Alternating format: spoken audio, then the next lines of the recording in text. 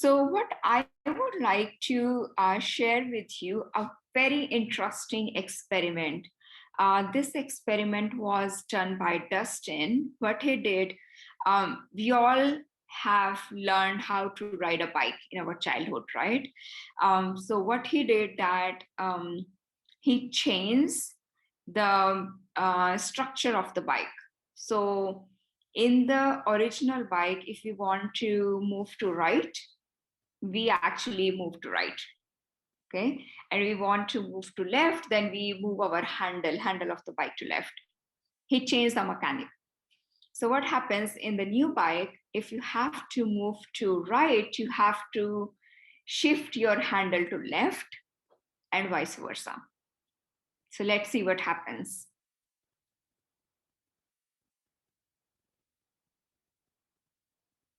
I have to start sharing.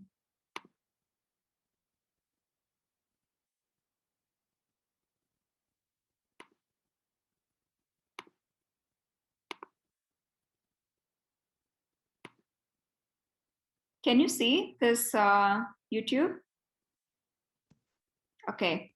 Let me know if you can hear it properly or not, because I know in Zoom you have to change some settings. Cannot hear it, Savita. Okay.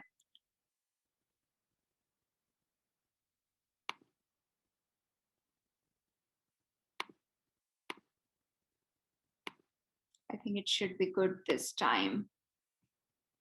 It's just like riding a bike, meaning it's really easy and you can't forget how to do it, right? But I did something.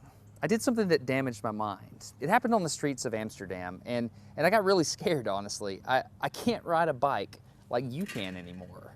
Before I show you the video of what happened, I need to tell you the backstory. Like many 6-year-olds with a MacGyver mullet, I learned how to ride a bike when I was really young. I had learned a life skill and I was really proud of it. Everything changed though when my friend Barney called me 25 years later. Where I work, the welders are geniuses and they like to play jokes on the engineers.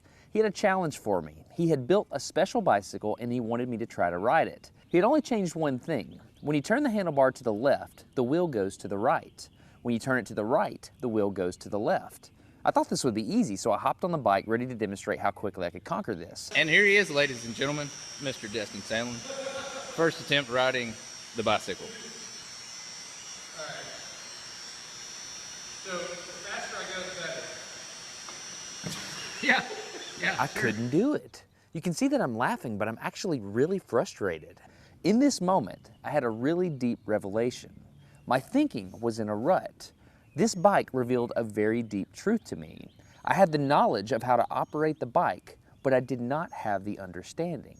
Therefore, knowledge is not understanding. Look, I know what you're probably thinking. Dustin's probably just an uncoordinated engineer and can't do it. But that's not the case at all. The algorithm that's associated with riding a bike in your brain is just that complicated. Think about it. Downwards force on the pedals, leaning your whole body, pulling and pushing the handlebars, gyroscopic precession in the wheels, every single force is part of this algorithm. And if you change any one part, it affects the entire control system.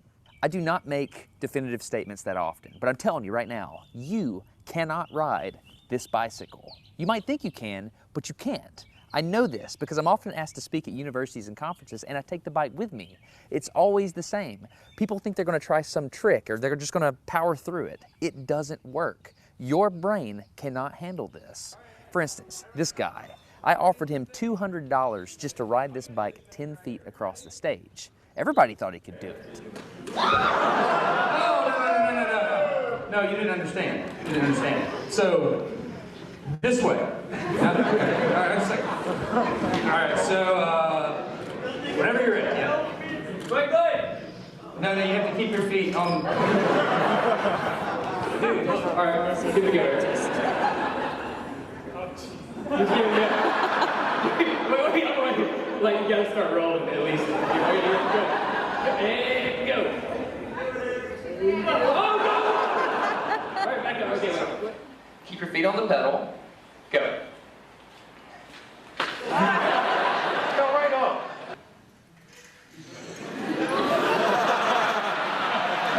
Just keep your feet on the pedals. Handles on. Yeah, come on.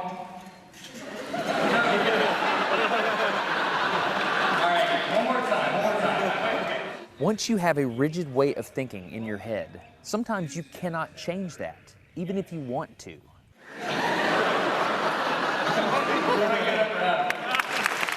So here's what I did. It was a personal challenge. I stayed out here in this driveway and I practiced about 5 minutes every day. My neighbors made fun of me. I had many wrecks, but after 8 months, this happened.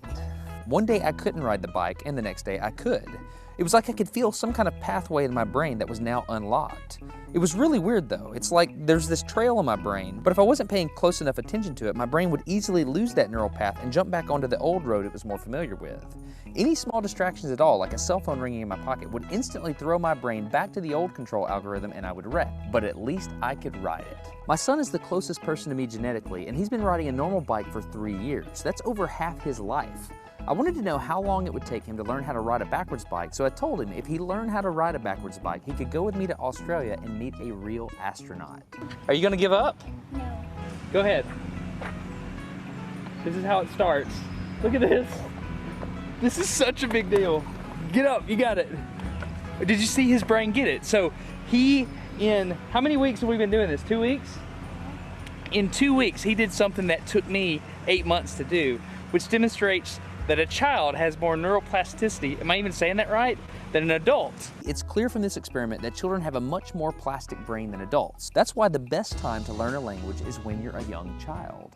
All right, today's bike log. I can ride smooth, I can ride fast. I'm thinking the experiment is over.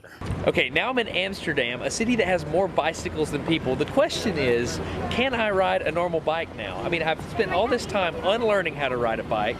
If I go back and try to ride a normal one, will my brain mess up? So I've tweeted a Smarter Everyday meetup, if you will, and I'm gonna see if somebody brings a bicycle and I'm gonna try to ride a normal bike. It's backwards, it's backwards. This was one of the most frustrating moments of my life. I had ridden a normal bike since I was 6, but in this moment, I couldn't do it anymore. I had set out to prove that I could free my brain from a cognitive bias. But at this point, I'm pretty sure that all I proved is that I could only redesignate that bias. So what you're not seeing is just a group of people here looking at me, looking at the strange American that can't ride a bike because they think I'm dumb. But I'm actually 2 levels deep into this because I've learned and unlearned. All right. After 20 minutes of making a fool out of myself, suddenly my brain clicked back into the old algorithm. I can't explain it, but it happened in a very specific moment.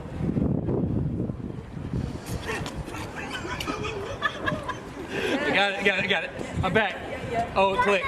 Hold it, it clicked. I got it. Okay, there it is. There was the moment. Okay, I can ride a bike. I tried to explain this to the people around me, and they just didn't get it. They thought I was faking the previous 20 minutes, and I couldn't get anybody to believe me. That looked like I faked that, didn't it? Yeah. Just a fake. You think I'm faking. You don't believe me. That's so weird. You were like, la, and it's You think I'm lying, don't you? I do. I'm not lying. I felt like the only person on the planet who had ever unlearned how to ride a bike, and I couldn't articulate it to anyone because everybody just knew that you can't forget how to ride a bike.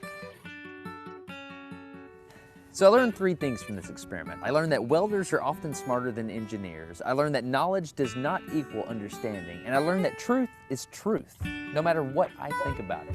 So be very careful how you interpret things because you're looking at the world with a bias, whether you think you are or not. I'm Dustin. You're getting smarter every day. Have a good one. Okay, if you